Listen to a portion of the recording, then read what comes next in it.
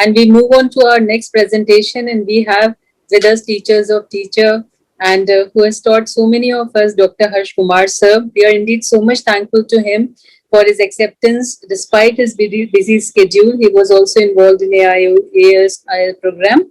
Now we know that it is so important to evaluate the disc in our patient. Despite controlled intraocular pressure, there might be changes in the disc, and that might give us clue that yes, the patient is probably a suspect of glaucoma. So we have Dr. Harsh Kumar, who is presently director of glaucoma at Center for Sight and Apollo Hospitals, Delhi. Sir. Thank you very much, Shalini, for having me here and the GSI. Though I'm on, I think all three of you have given very clearly the introduction to this lecture. Why is optic disc so important? With my folded hands, I want to request each one of you who is attending, and I'm impressed, Shalini, there are 60 attendees right over here, that please, once you have done your cataract, एक बार यार उसका disc देख लो. Every time I get patients who having advanced glaucoma, and when I tell them, भाई पहले दिखाया क्यों नहीं? And they say, look at these, sir, 7 doctors I have gone to. Nobody has looked or detected. And the person who has done the cataract has not had the courtesy to dilate and look at the disc. If they had just looked, they would have got it.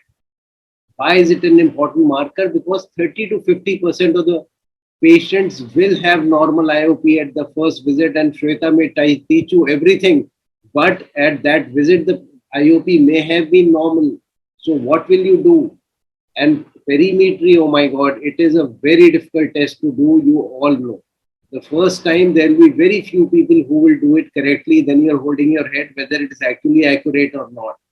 And how expensive is it? We are all sitting in metros and big cities, but what about the other places? So the only thing which we can easily see is the disc, and please do not forget to see it. It is at the heart of the glaucoma evaluation. We must catch that. So just to start with this small thing, that I had this one-eyed patient, 620 microns corneal thickness, pressures varying from 20 to 24, OCT was normal, field was normal, disc was normal, as you can see over here. And I said, yes, let us leave it here. बहुत thick cornea है, क्यों treat करना है? 1 year down the line, the patient comes to us, the field is still normal, but look at the disc. So what I wanted to show was that the structural damage is the first thing that you may catch. The other thing, the corollary is that if you have a thicker cornea, do not please do a CCT correction with your pressures, because that will give you false happiness to you and the patient. So look how a wedged effect is very much coming up over here. And this is how we got, and obviously OCT can catch it much more easily, but how many people do have the OCTs? So when we are talking about the optic disc, what are we talking about? We are talking about 1.2 million ganglion cells spread all over the retina, and they are sending these fibers onto the optic nerve. And this is the neuroretinal rim, which is formed by these fibers, which if they die, the rim disappears. So this then comes over here and it forms into 1,000 bundles supported by astroglaya. And then we have the, the sheath over here. So the fibers which are coming straight from the macula, and those which are beyond it are all arching. So we have superior and the inferior fibers which are all collecting over here, and these are the ones which are most vulnerable for glaucoma. And then we have the nasal fibers coming from this side. Please, when you examine, dilate. Even I make mistakes. Dilate the patient. If it's an ACG, do a PI and then dilate. And use a red-free filter, because you will miss a number of retinal findings. A very subtle BRBO will come like a beautiful field effect, and you'll never be able to differentiate from glaucoma at times if you have not really looked into the retina. And the depth stereoscopy will not be there. Direct ophthalmoscope is available to everybody, but obviously the image is too large and there's no stereoscopy over there. So we fix out to our 90Ds and our convex lenses over there. Obviously, what are we looking at is the first thing we look at is the optic disc ring to find out what it is looking like. Like I told, neuroretinal rim is the thing to look at. And the very important thing is the isn't rule. Every time I teach, every time I go back, I catch one or two people because the isn't rule is not being followed. So like I said, the maximum number of fibers are entering the inferior pole, followed by superior, followed by nasal, followed by temporal. And that is the isn't. The way almost 80% of the fibers would be aligned, obviously 20% may not be aligned. So 100% we are not going to diagnose by this, but yes, we'll keep it in mind. And whenever this is not being followed, we know that something is wrong. So the moment we see that the inferior area is not good, it is thin, we know that we are in for trouble. Look more carefully. You have to also look for generalized rim thinning. And then you have to also look for the defects over here. If there is a notch which is getting more progressive,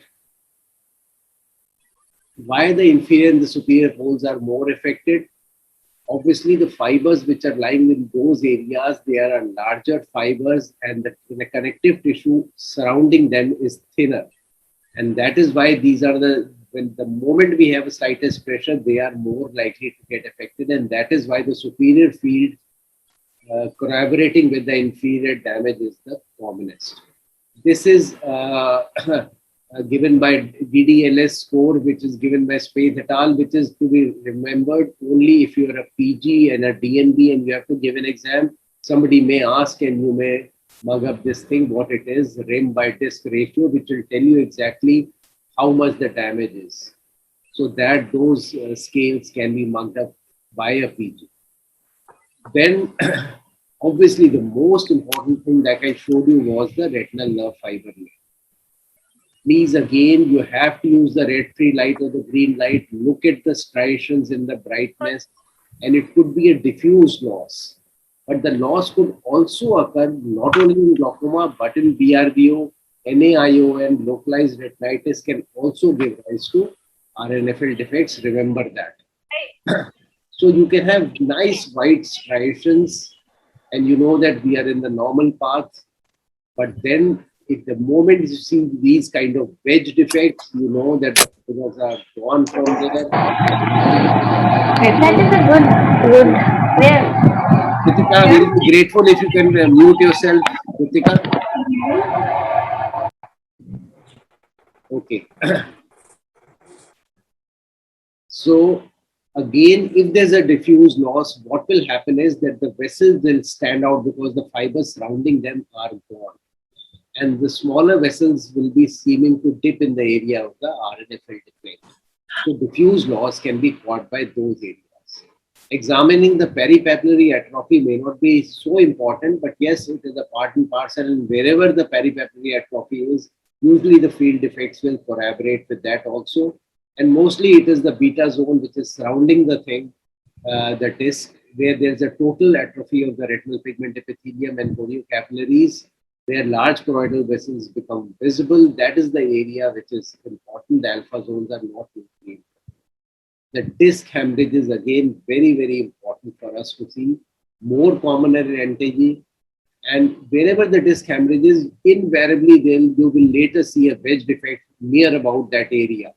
If you see a hemorrhage, either a glaucoma is going to develop or it's a case of glaucoma, you know that your treatment is probably not adequate and progression is occurring and you have to be more aggressive. So they can occur in almost 35% of the patients of NTG, 10% of OEG, they will come and go. So you have to be very sure. It can also occur in diabetics and hypertensives, but these are quite typical and at the margin of the disc.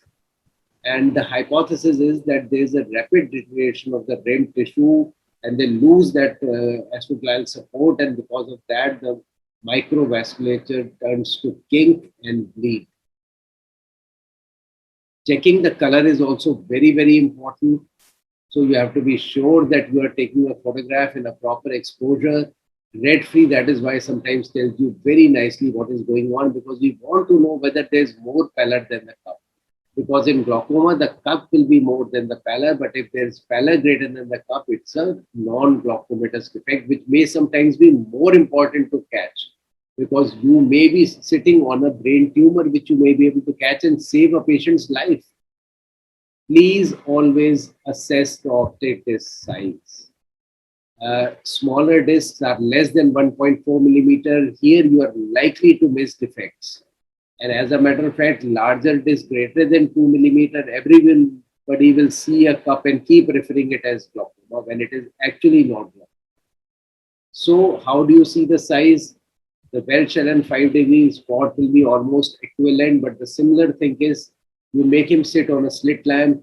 With the help of your book, 90D, you can actually measure the size of this thing with increasing the light of your slit lamp, and then you can measure over here. So if it's a 90D, you have to multiply this size by 1.3, and both the sizes you can measure by changing the slit lamp.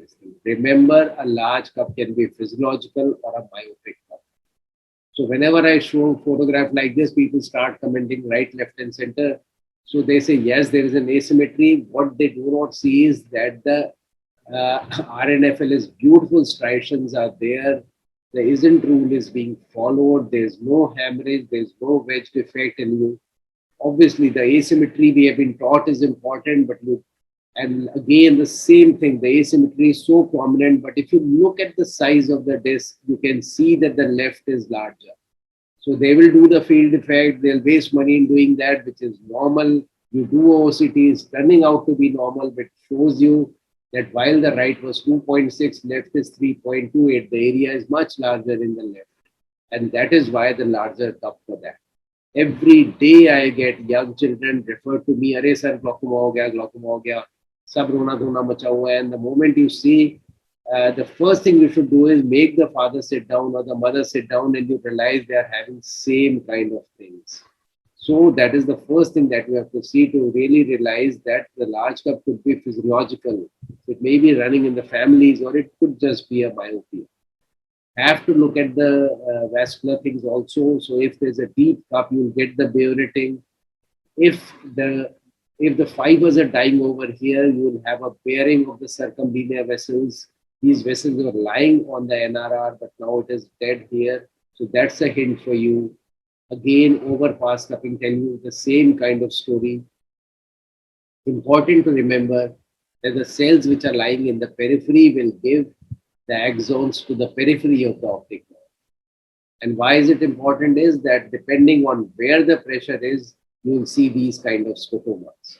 So remember that if we are having a pressure in the center of the optic nerve, that's the area, that's the central gyrums rhomboid corresponds to the proximal arcuate scotoma. And the peripheral one will correspond to the distal arcuate scotoma. And the fibers over here will correspond to the peripheral nasal constriction. Those over here which are coming straight from the macula will form the central island, and the last one to go will be those from the nasal area over here, which will form the temporal island, which we can sometimes see. So if there's a full focal notch that you can see over here, right over there, you'll see that there's a defect coming right till the edge over here. And if sometimes there's only a compression in the periphery, rest of it is normal, you may only get a nasal defect. So you have to always corroborate with what is happening over there. So why is the damage occurring over there? There are obviously the mechanical and the NTG theories, basically meaning either there is a vascular change, but more commonly we believe that the fibers are actually being pressed, and these, because the fibers are being pressed at the lamina cribrosa, a change in pressure gradient over there stops the exoplasmic flow and causes the death. But of the later theories, the very important thing which is coming up is that the lamina cribrosa, beyond the lamina cribrosa, we have the CSF lying over here in the perineural sheath. And it is the CSF pressure. So there we have intraocular pressure over here on one side, and we have the CSF pressure on the other side. Now, in a case of normal tension glaucoma, the pressure here is normal. Why the damage is occurring? Because the CSF pressure is even lower. So the gradient across this is higher, and therefore this pressure causes damage over here. While we think, oh, the pressure is all good, what is happening over here?